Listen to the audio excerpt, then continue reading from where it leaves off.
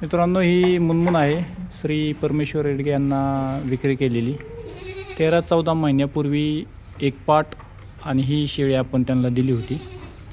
तर त्यांच्याकडे मध्यंतरी काही काळ बोकड नसल्यामुळे ही खाली राहिली आणि त्यानंतर ही गाभण राहायला हिने थोडा त्रास दिला.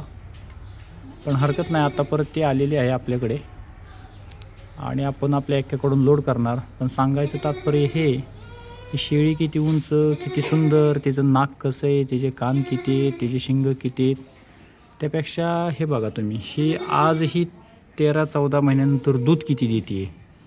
म्हणजे ही आपली दुसऱ्या एका शेळीची 1 महिन्याची पाट आहे आणि ही एक सड पेता पेता घायला आली आहे. अजून दुसरं सड आणि त्याच्यातलं दूध जसंचे तसं आहे. म्हणजे 1 महिन्याच्या पिल्लाला सुद्धा ही 14 महिन्यापूर्वी व्यालेली शेळी दूध किती प्रमाणात देते आणि त्याची भूक भागवू शकते. शेळी पालनात हे फार महत्त्वाचं आहे. प्राणी किती सुंदर आहे हे ठीक आहे, पण त्या सुंदरतेपेक्षाही अधिक महत्त्व ह्या दुधाला दिले पाहिजे, जेणेकरून वरून गाईचं म्हशीचं दूध पाजण्यापेक्षा त्या शेळीने 2-3 पिल्लं, ती जे काही पिल्लं देईन तेवढी पिल्लं तिने जगवली पाहिजेत, भागवली पाहिजेत. ह्या पद्धतीत शेळीपालन असावं आणि अशा शेळ्यांची पिल्लं, अशा लाईनमधली पिल्लं घेणं कधीही भविष्याच्या दृष्टीने फायदेशीर असतं.